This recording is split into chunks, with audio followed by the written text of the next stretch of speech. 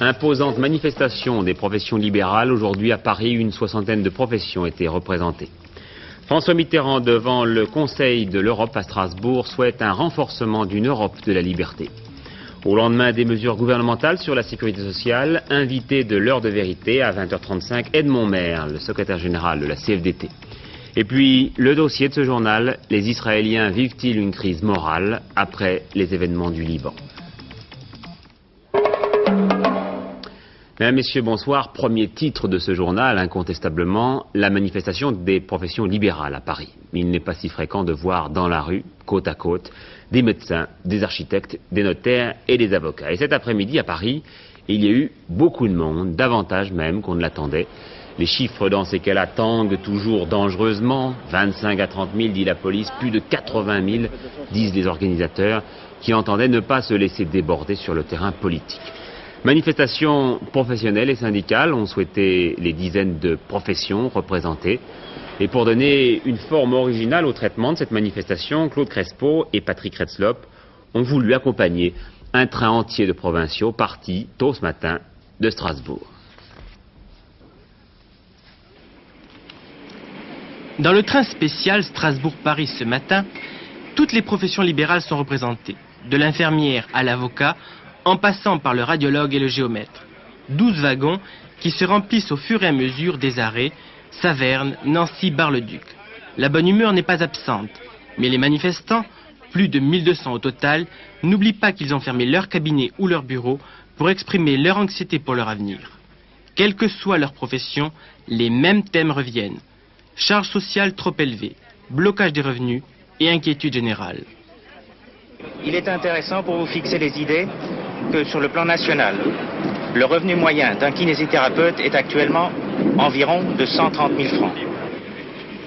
La réduction du pouvoir d'achat, une crainte que l'on retrouve aussi chez les experts comptables.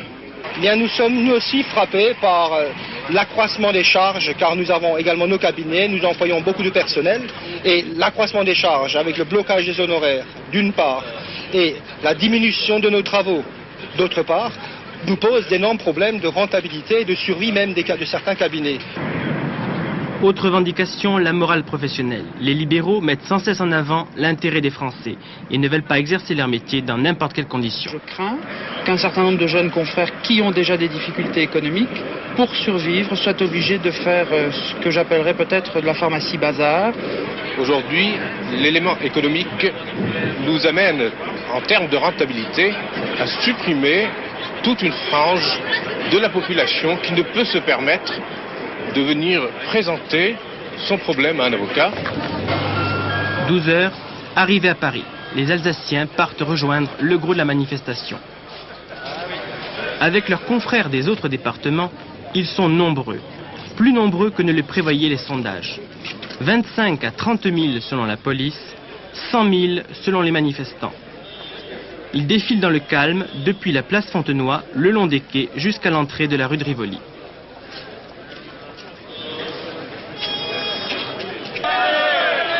À cet endroit, la foule se heurte à un barrage des forces de l'ordre. Une partie parvient à envahir les abords du ministère de l'économie et des finances. Les incidents feront un blessé léger parmi les manifestants, vers lesquels ont été tirées quelques grenades lacrymogènes.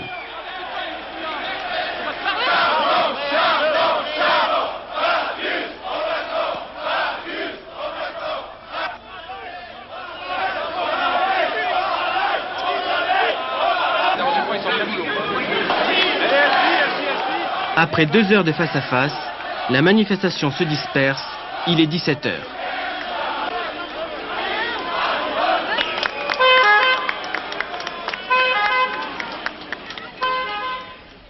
Et pendant ce temps, la plupart des cabinets étaient fermés, sauf, vous l'avez vu, avec cette ambulance pour les urgences. Incontestablement donc, un succès pour les organisateurs, et pourtant il n'y avait pas unanimité au départ dans les professions en question. 4 organisations de médecins, d'architectes et d'avocats ont dénoncé ce qu'ils ont appelé la manifestation des nantis. Il y a des problèmes, dit par exemple le syndicat des avocats de France, mais nous ne sommes pas d'accord avec le mode de protestation. Nous avons revendiqué et demandé, avant le 10 mai, un changement fondamental. Ce changement fondamental commencent tout doucement à arriver dans nos professions. Nous voulons qu'ils soient poursuivis et nous sommes là pour aider au maximum à la poursuite de ce changement réel. Et nous le ferons par nos critiques et également par des actions comme celles que nous venons de mener aujourd'hui. Oui, en somme, vous êtes des hommes du pouvoir.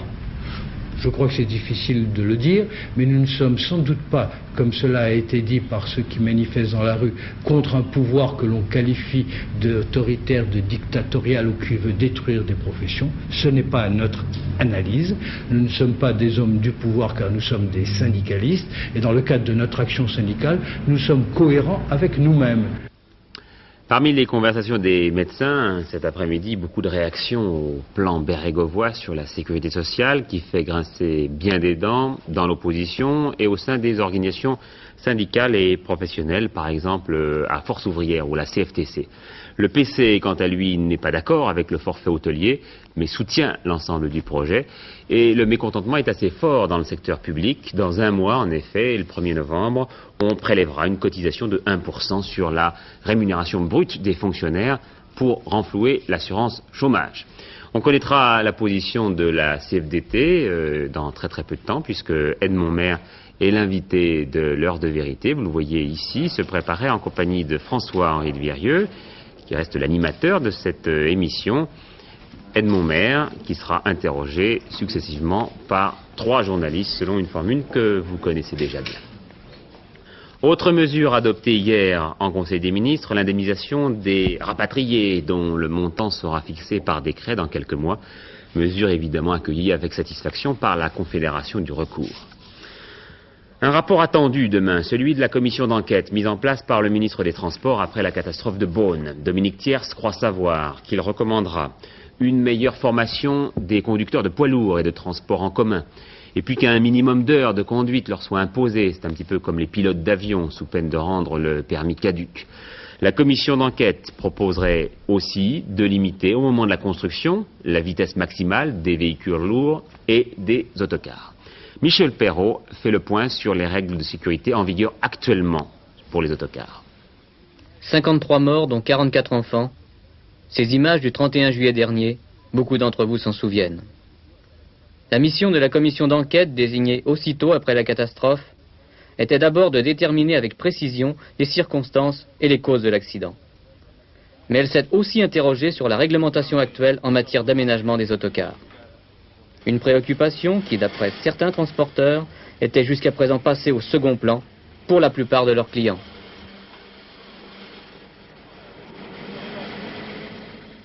On prend un exemple, je peux demander à mes collègues là, le nombre de clients qui nous commandent un véhicule et le nombre de clients qui demandent à voir ce véhicule avant le départ.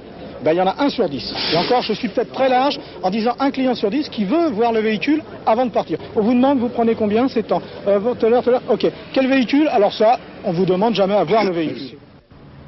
Les professionnels soulignent le caractère exceptionnel de l'accident de Beaune. Mais une enquête auprès des constructeurs et des transporteurs permet de constater rapidement que la réglementation en matière d'équipements intérieurs, sièges, moquettes, éléments de décoration, est extrêmement imprécise, sinon inexistante. À défaut, les constructeurs se réfèrent aux normes en vigueur dans le bâtiment, notamment en ce qui concerne leur résistance au feu. C'est une législation qui est certainement perfectible. Il y a un certain nombre d'exemples qui existent à l'étranger. Prenons-en quelques-uns, en particulier les ceintures de sécurité pour les passagers. En Allemagne, elles sont exigées pour les 4 premières places à l'avant du véhicule. En fait, Volvo, par exemple, préconise des ceintures de sécurité pour l'ensemble des passagers du véhicule. Un autre exemple que l'on peut prendre, c'est l'exemple américain des normes pour les tissus qui équipent les sièges et l'ensemble du véhicule. Et pour cela, les Américains exigent que ces tissus ne brûlent pas plus vite que de 12 cm à la minute. Bon, c'est un exemple qui permet donc de ralentir la combustion de ces tissus et qui laisse du temps aux passagers pour ressortir des véhicules. Des solutions techniques existent donc dès aujourd'hui. Ce car scolaire est par exemple équipé de trappes de toit éjectables, offrant ainsi des issues de secours sur une 3e face du véhicule. Il dispose également d'un système original contre l'incendie. Sur déclenchement du conducteur à l'avant ou de l'accompagnateur à l'arrière, il permet l'émission d'un gaz extincteur par 2 buses situées au plancher sous les sièges. Si la sécurité devient donc aujourd'hui prioritaire, il semble qu'elle fut par le passé parfois sacrifiée au bénéfice de critères de rentabilité et de confort. Certes, les autocars offrant de larges surfaces vitrées sont appréciés par les passagers, mais on peut s'interroger quant à la capacité de résistance de leur structure en cas de choc violent ou de retournement. On pourrait envisager de proposer une ceinture qui, tout autour du véhicule, à cette hauteur-ci, apporterait une meilleure protection pour les passagers. Enfin, autre point qui est déjà existant, renforcer ce qu'on appelle les piliers, qui formeraient alors arceaux de sécurité, comme cela existe dans les voitures de sport. Mais le risque principal demeure sur la route. Un virage mal négocié, une vitesse excessive sur une route verglacée ou simplement mouillée peuvent avoir des conséquences dramatiques. Un constructeur propose ici un système qui, en cas de freinage brutal, évite le blocage des roues. La distance d'arrêt s'en trouve réduite et le véhicule demeure dans sa trajectoire. Un tel équipement revient à 15 000 francs. Certes, la sécurité coûte cher. La réglementation impose à d'autres modes de transport des investissements importants dans ce domaine. Seuls les transports routiers collectifs semblent avoir jusqu'à présent échappé à cette règle. Publication donc du rapport demain. L'accident de l'Ilyushin de la compagnie Aeroflot à Luxembourg, 6 morts et 72 blessés. 5 des victimes sont luxembourgeoises, la 6e est une française. L'avion a dérapé sur la piste, il venait de Moscou, il a heurté peu après l'atterrissage un château d'eau avant de s'immobiliser dans un petit bois. L'appareil a pris feu, mais l'équipage et la plupart des passagers ont pu sortir à la hâte. Pierre Mauroy à l'ONU, depuis quelques minutes, le Premier ministre va prononcer un discours devant l'Assemblée générale des Nations unies et quittera demain matin New York pour Paris. François Mitterrand, de son côté, a fait un bref séjour à Strasbourg aujourd'hui devant le Conseil de l'Europe en lançant un appel au renforcement de l'Europe de la liberté. C'est la visite la plus éclatante depuis la création du Conseil de l'Europe en 1949. Voici brièvement résumé l'opinion de ceux qui participent aux travaux du Conseil à la visite du président français, qui a véritablement donné aujourd'hui à Strasbourg, devant les parlementaires des 21 nations, le coup d'envoi d'une relance de la grande Europe, d'une Europe de la liberté plus attentive au progrès social, plus attentive aussi à son identité culturelle et surtout à son potentiel humain. Une idée, comme on le sait, chère au président français. Certes, la répartition du savoir n'est plus la même aujourd'hui, d'autres voyages sont nécessaires. Mais est-il toujours souhaitable que nos chercheurs traversent l'Atlantique? Bien entendu, qu'ils le fassent peut être excellent. Il ne s'agit pas non plus de fermer cette voie. Mais enfin, est-il toujours souhaitable que l'on traverse l'Atlantique alors que l'on pourrait trouver en Europe le moyen de féconder bien nos recherches?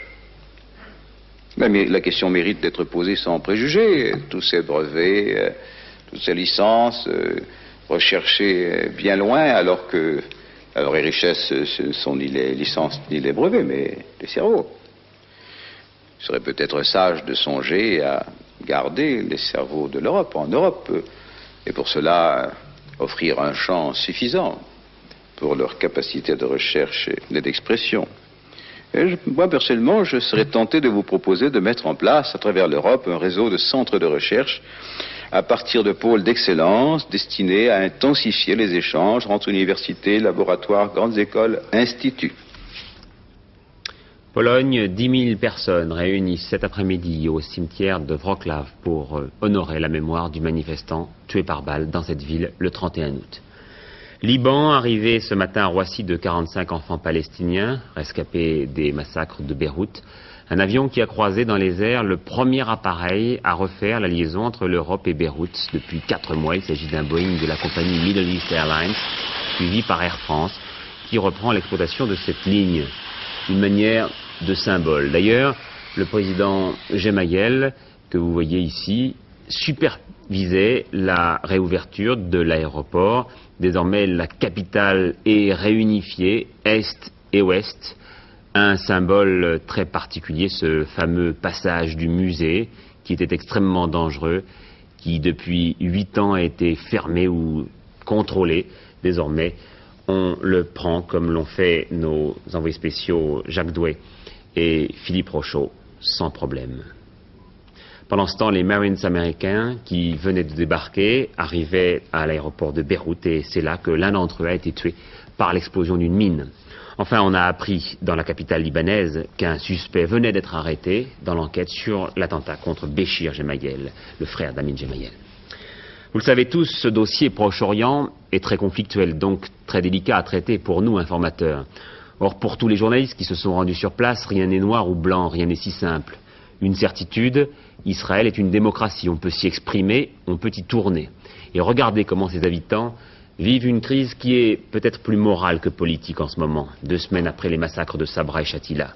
Il s'agit d'un reportage tourné en début de semaine par Bernard Benjamin, Philippe Châtenay et Jacques Doué. Lundi matin, Jérusalem. Comme dans tout Israël, les rues de la capitale sont vides en ce jour de Yom Kippour, de grand pardon, pendant lequel les Juifs du monde entier jeûnent afin d'expier leurs fautes et leurs péchés de l'année écoulée.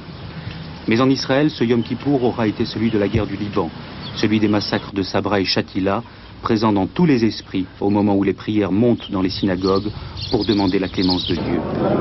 Car en cette fin septembre, la déchirure de la société israélienne est réelle et elle est plus morale que politique. On est loin, en effet, de l'optimisme qui prévalait au début de la guerre. Rappelez-vous, le 5 juin, Menachem Begin affirmait qu'Israël entrait au Liban afin que plus une seule roquette ne tombe sur Kiryat Shmona.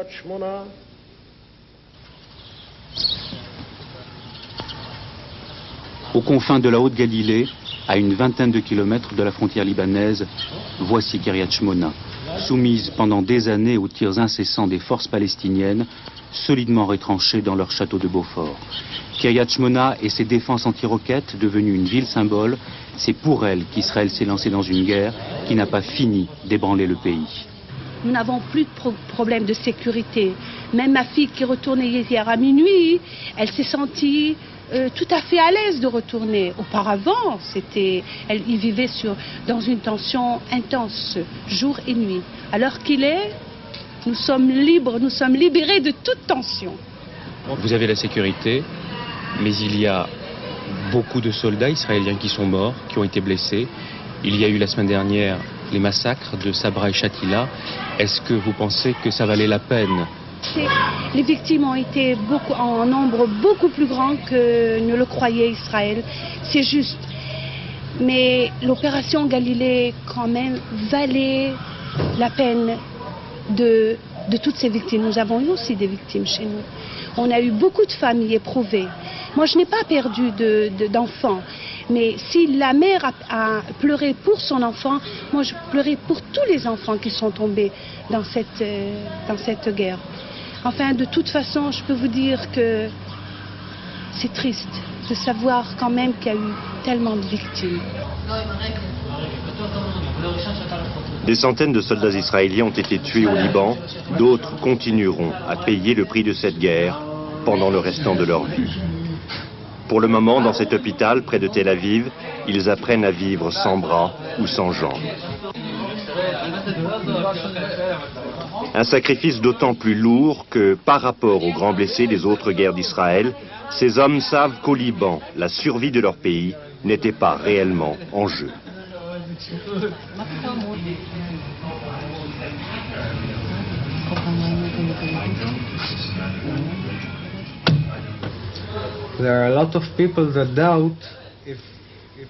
Beaucoup de gens se demandent si les terroristes ne reviendront pas quand nous aurons quitté Beyrouth. Alors ceux qui disent qu'ils en ont assez, c'est peut-être cela qu'ils veulent dire.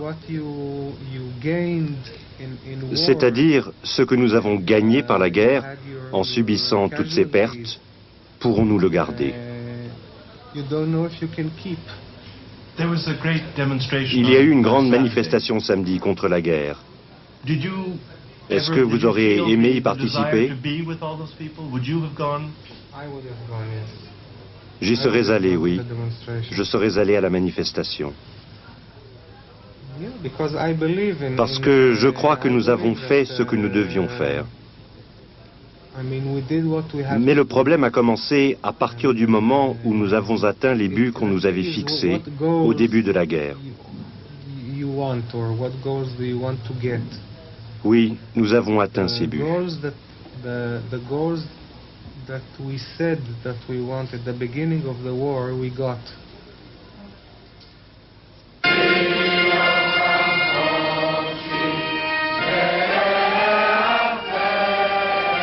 Et ils étaient venus nombreux, 200 ou 300 000 personnes, on ne sait pas, pour participer à la plus grande manifestation de l'histoire d'Israël, pour dire leur opposition à la guerre du Liban et réclamer toute la vérité sur les massacres de Sabra et Shatila. C'est dans cette foule que nous avons rencontré Doron, 25 ans, étudiant en informatique. Lui aussi a été appelé dès le début du mois de juin pour faire la guerre. Il se bat pendant 3 semaines dans le sud Liban, il revient 15 jours à la vie civile, puis il part à nouveau 40 jours aux portes de Beyrouth, participer à une bataille qui n'a déjà plus son assentiment. On a continué trop, je pense. Et on devait arrêter après les 4, 5 ou la première semaine, c'est tout. Les 4-5 jours ou la première semaine. Mais on a continué trop. Et on est arrivé à 100 et 150 km de la frontière du nord d'Israël. On se trouvait sur la route, Beyrouth-Damas, et à Beyrouth même, et à l'ouest de Beyrouth. Mais je pense qu'on a trop exagéré. Et vous pensez qu'il y avait d'autres soldats qui pensaient comme vous dans votre unité par exemple? Moi j'étais dans les réserves. On nous prend chaque un mois dans l'année ou pendant la guerre. Et la plupart de mes amis de mon régiment surtout, et beaucoup plus de régiments, nous pensons presque la même chose, comme je dis maintenant. La plupart en tous les cas. C'est grâce à leur propre télévision que les Israéliens ont découvert ces doutes et ces critiques au sein de l'armée par des déclarations sans complaisance de soldats à Beyrouth au lendemain des massacres. Moi, j'ai écrit à mes amis en Israël pour leur dire ce qui est vraiment arrivé, pour qu'ils bombardent les journaux de lettres, pour que le public sache, et que la presse ne raconte pas d'histoire, ne dise pas que nous ne sommes pas responsables.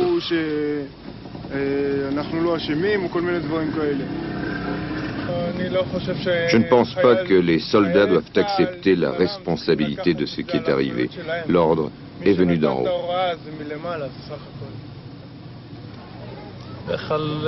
Quand j'entrerai à la maison, je vais essayer d'oublier tout ça. J'essaye. Que pensez-vous de ces soldats? Moi, je vais vous dire, pour moi, ils représentent tout le bon qu'il peut y avoir dans le peuple d'Israël. Le peuple d'Israël n'aime pas la guerre. Il ne fait pas la guerre parce qu'il aime le sang ou il aime la guerre. Et je n'attendais que ça d'eux. Elle s'appelle Sarah Kalfa. Elle est venue de France s'établir ici à Kiryat Arba, en plein territoires occupés, non par défi ou par bravade, mais parce que pour elle, le peuple d'Israël se doit de vivre sur sa terre.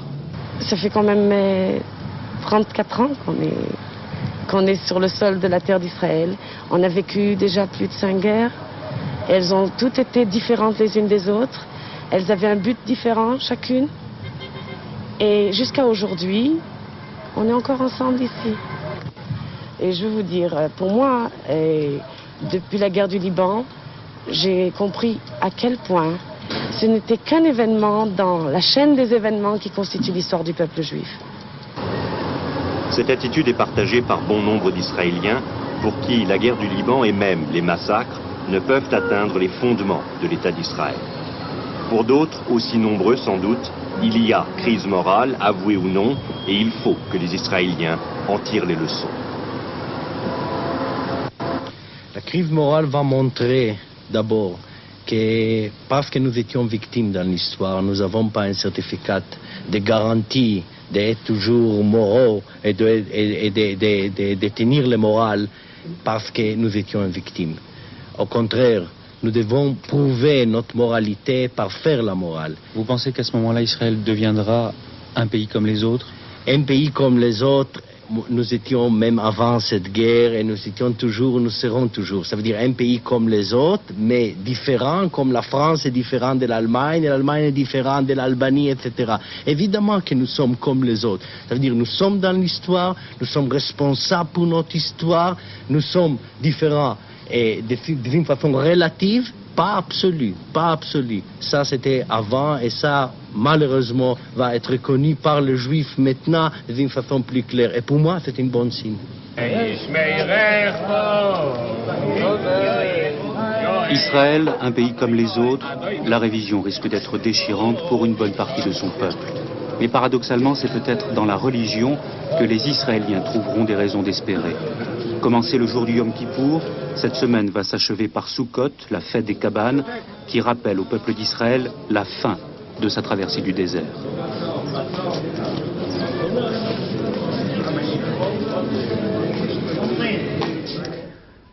En bref, maintenant, la publication par le Front National d'une liste de personnes recherchées par la police, membres d'Action Directe, le retour de Jacques Chirac à Paris au terme d'une visite officielle de 48 heures au Gabon, puis la nomination de Jean-Michel Galabert à la tête de la commission consultative des radios locales privées, qui remplace donc André Holot, qui a été nommé PDG de FR3. Du sport, pour terminer ce journal, avec le début demain des demi-finales de la Coupe Davis, Australie-États-Unis, le numéro 1 australien McNamara s'est blessé. Et puis, ce qui nous intéresse plus directement, France-Nouvelle-Zélande, Tulane jouera à 11h à Aix-en-Provence, suivi de Noah. On connaît moins leurs adversaires.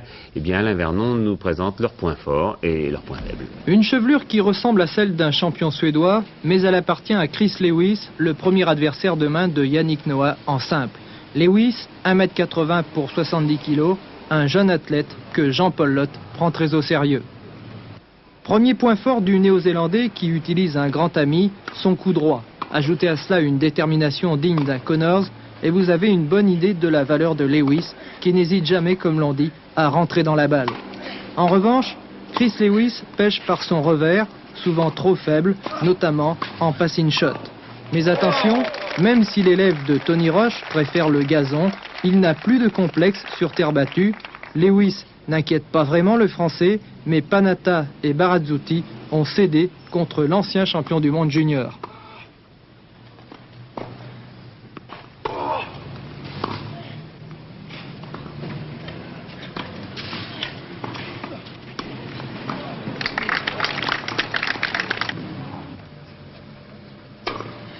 Face à Tulane demain, dès 11h, Russell Simpson, 68e joueur mondial, moins de qualité que Lewis, mais bien récompensé cette saison contre les Espagnols. Simpson possède un très bon service et une bonne volée. En revanche, le jeu de jambes est plutôt lent et son coup droit bien trop tendre. Paradoxalement, sa chance est peut-être qu'il n'a rien à perdre.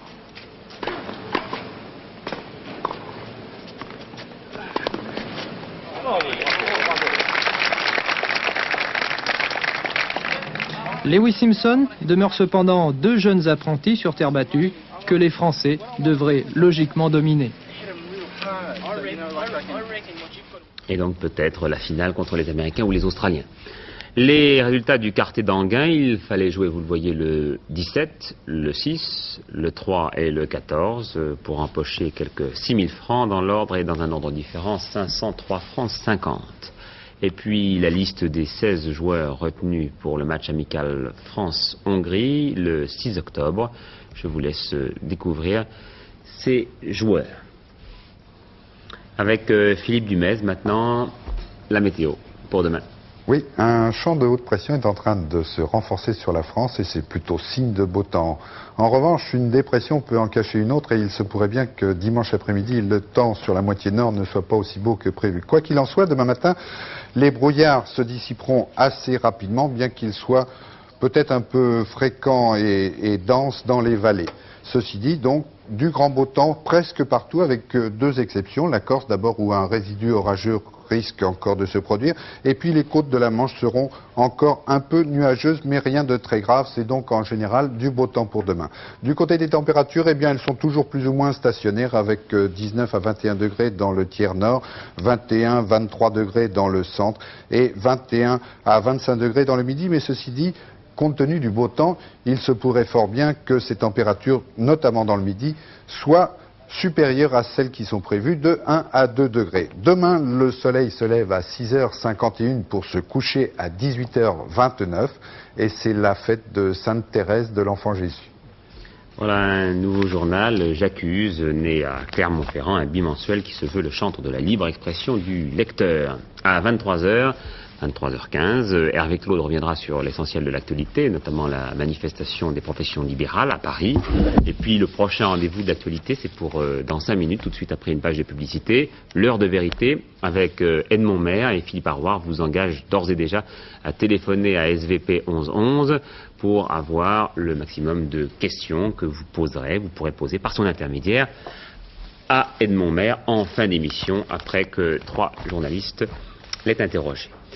Bonne soirée à tous, à demain 20h.